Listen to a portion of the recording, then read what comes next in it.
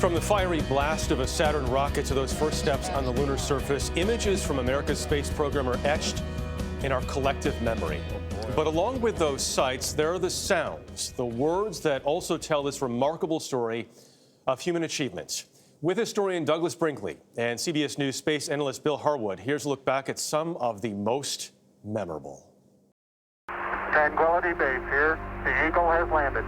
Roger, Tranquility. We copy you on the ground. You got a bunch of guys about to turn blue. We're breathing again. Thanks a lot. We may be remembered, our whole generation, as the first one that figured out how to break the shackles of Earth. That's one small step for man,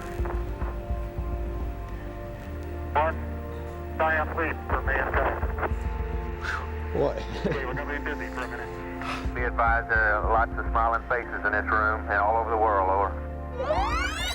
I therefore ask the Congress. The big moment is May 25th, 1961, when John F. Kennedy, in front of a joint session of Congress, says, I believe that this nation should commit itself to achieving the goal before this decade is out of landing a man on the moon and returning him safely to the earth. Everybody at NASA said, are you kidding me? We have zero technology to do such a thing. This was Cold War conflict. It was a battle with the Russians.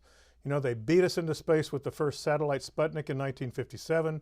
They put the first human in space, Yuri Gagarin, in 1961.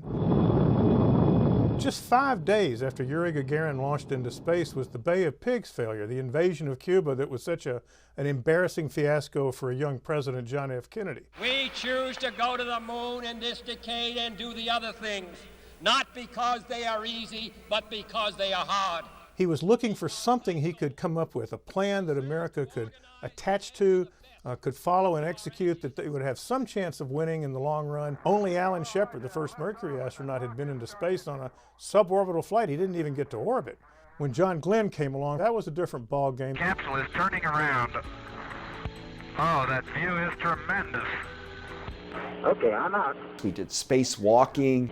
I had very good control with it. I just needed more air. We had to get very close to the moon to check out carefully where the proper landing site, the Sea of Tranquility, would be. The Mercury missions were all must-watch TV. The Gemini fell off a little bit. We had the Vietnam War, Lyndon Johnson, Medicaid and Medicare, counterculture and civil rights, and the agenda got crowded. But then came the Apollo disaster of Apollo 1. That's negative. We had dead silence up here. It was during a ground test at the launch pad at Cape Canaveral. The three crew members, Gus Grissom, Ed White, and Roger Chaffee, were strapped into their Apollo capsule. The door was sealed in place. They had a 100% oxygen environment in there, of course, and any spark in that sort of environment would be catastrophic. And at some point during that test, there was a spark, a conflagration. The crew perished within seconds. It was a tremendous setback to NASA. Of course, NASA was determined to meet the goal, and they kept at it. And of course, launched the Apollo 7 mission, you know, within about a year and a half of the fire. 3, 2, we have ignition.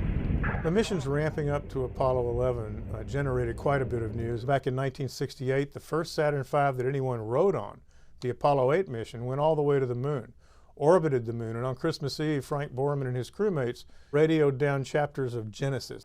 In the beginning, God created the heaven and the earth. They read aloud as they orbited the moon. And God said, let there be light. Liftoff. We have a liftoff. The key thing about Apollo 11, it's about 8 days of drama. But I think one of the most interesting moments is when they're sitting there on the moon. They have landed. What a strange feeling to be the only two people on an entire moon with Earth in the distance. How does one even reconstruct such a feeling, something so ethereal? Magnificent sight out here. Magnificent desolation. They stayed within the vicinity of their spacecraft. Armstrong collected a little bit of soil in case they had to get on and leave quickly. And then, of course, the ceremonial aspect of planting the American flag on the moon. They've got the flag up now. Neither Armstrong or Aldrin were that keen on the photography element of it, but NASA knew that people would want this sort of photographs from the moon.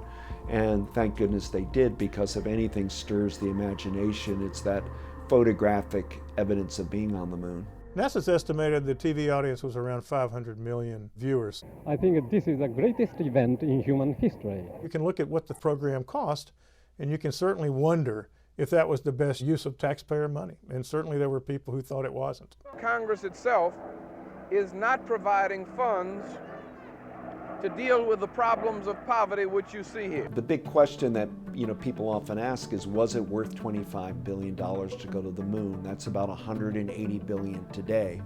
The answer why you give yes is the spin-off technology.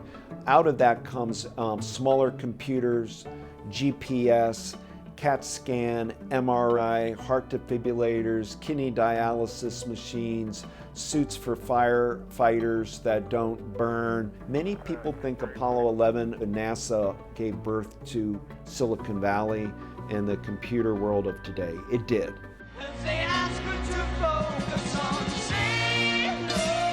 It's very primitive, Apollo 11, compared to what we can do today. And so I'll be curious on the 50th anniversary and hopeful that America makes a commitment to the return to the moon in earnest with a deadline the way that Kennedy gave us one. Amazing piece. Fascinating. That produced by producer Vidya Singh.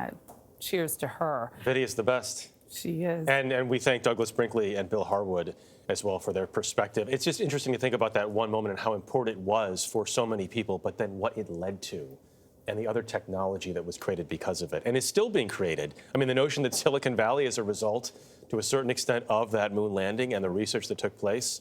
There it is, that and Tang. Had to love it.